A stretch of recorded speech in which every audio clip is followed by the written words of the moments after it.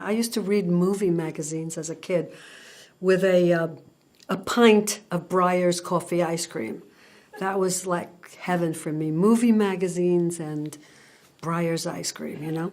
Marlon Brando was my favorite since I was 13 and saw him in Guys and Dolls. And I didn't sing for 27 years because of stage fright.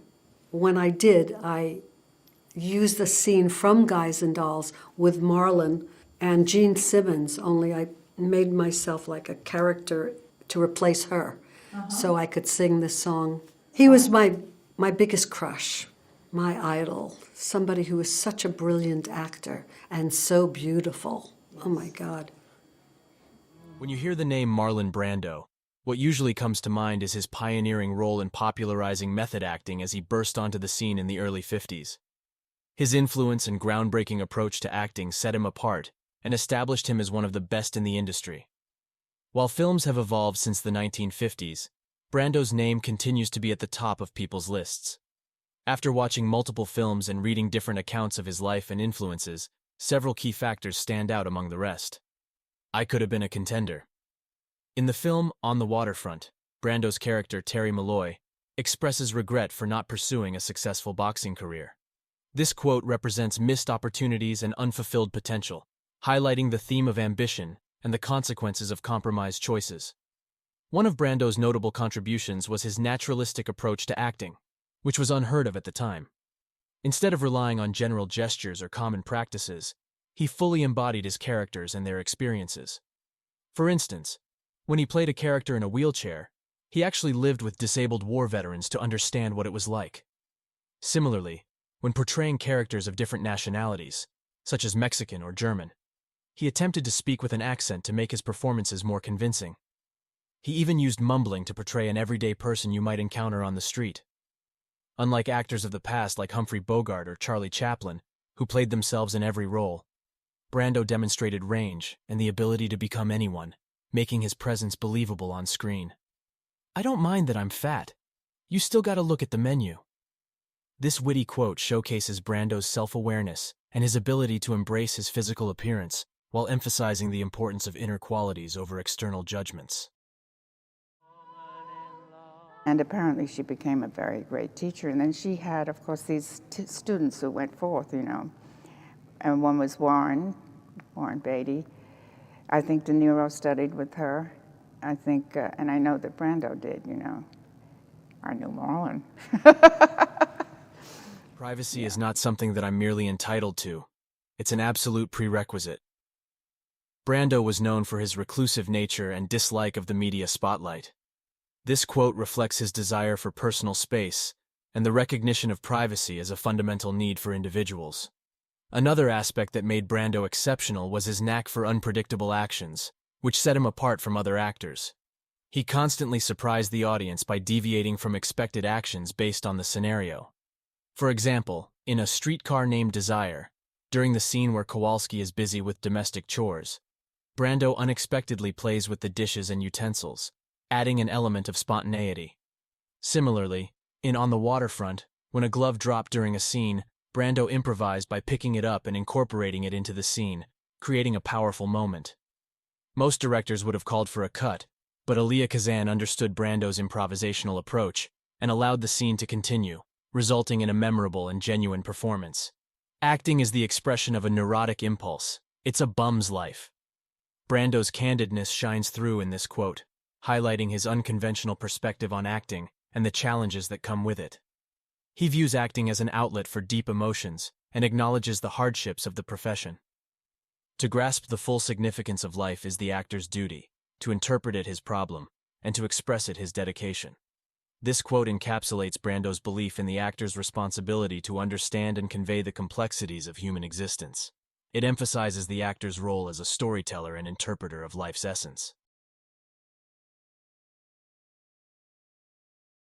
It's sort of romantic and glittery, the way love affairs used to be in the 50s and late 40s and even early 60s. It's gotten more, maybe there's more quantity, but there's less quality. But men seem very upset at the idea of revealing the names of past husbands and lovers. But women like it. Now what watch about- them get all upset. I'm not Go ahead. upset. What about the men in here that you talk about? Well, some of the men loved it and called me up and gave me funny stories. Marlon Brando called me and said, look, it's okay to put me in your book, but on a scale of 10, I want to be 10. You had a romance with Marlon Brando, didn't you? Well, yes, it was a very friendly one. It went on for a number of years, and we were sort of in between love affairs, friendly lovers. And that's the only way I can describe it. In those days, he wasn't afraid of the press, and he was a beginning actor. And as a matter of fact, I went to Hollywood first, and then I warned him he should take his relatives. So he came with his sister, and he lived with his grandmother in Silver Lake. People don't know it. Brando believed that actors should make something out of nothing when a scene wasn't working, challenging directors to bring out the best in their performances. He emphasized the importance of inventing a character to make them believable, especially when the script may not provide sufficient depth.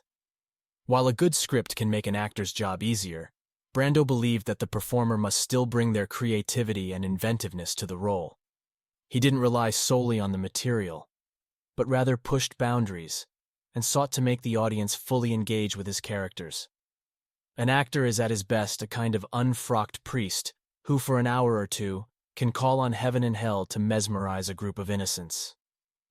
Brando's comparison of an actor to an unfrocked priest highlights the transformative power of performance. He sees actors as conduits who can transport audiences through a shared emotional experience. Another remarkable aspect of Brando's acting was his ability to be vulnerable. He wasn't only vulnerable in the typical moments of death or fear, but also in portraying a range of emotions. In many of his films, Brando's characters interacted with strong female leads who viewed him as an object of desire. However, he allowed his characters to dominate the situation, such as Stanley in A Streetcar Named Desire. When he passionately yells for Stella, he conveys a mix of needing her and being mean without her.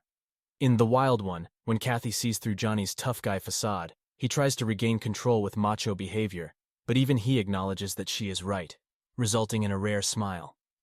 Brando's ability to blend masculine and feminine traits in his characters without judgment added depth to his performances. Brando understood how to make the audience an active participant in a film. People go to the theater to witness how characters resolve conflicts and whether they grow or succumb to the challenges they face. It's a reflection of life, albeit sometimes extreme, but still relatable. An example of this can be seen in the back of the cab scene in On the Waterfront, where Terry and Charlie engage in a tense conversation, culminating in Charlie pulling a gun on Terry. Instead of reacting with anger or fear, Terry expresses disappointment, evoking a deeper emotional response. His famous line, "You don't understand. I could have had class. I could have been a contender. I could have been somebody," resonates with the audience because they can relate to missed opportunities and unfulfilled potential. Brando had a unique ability to tap into the audience's own experiences and emotions. Never confuse the size of your paycheck with the size of your talent. Brando valued artistic integrity and believed that an actor's worth should not be solely determined by financial success. This quote serves as a reminder to prioritize one's craft and talent over external measures of achievement. Furthermore, Brando's performances in films like Last Tango in Paris showcased a wide range of emotions in a single moment. Whether displaying fear or sadness while speaking to his deceased wife, his nuanced portrayal conveyed complex conflicts within his characters. Brando's acting wasn't predictable or formulaic. He believed in surprising the audience and finding new ways to approach a scene that hadn't been done before. He challenged himself to go beyond conventional methods and deliver something fresh and unexpected. The only thing an actor has to offer is his own confusion. This quote reflects Brando's belief that an actor's personal experiences, vulnerabilities, and internal struggles are their greatest assets. He valued authenticity and the ability to tap into his own emotions to bring depth to his characters. To be successful, you have to be able to relate to people. They have to be satisfied with your personality to be able to relate to you and to sustain your performance. Brando understood the importance of building a connection with the audience. This quote emphasizes the need for actors to establish a relatable presence and engage viewers emotionally. Marlon Brando's influence on acting is immeasurable. Without him, the acting landscape as we know it today would be vastly different. Actors like Robert De Niro, Al Pacino, Dustin Hoffman, Denzel Washington, Daniel Day-Lewis, and Leonardo DiCaprio owe a debt to Brando's groundbreaking work.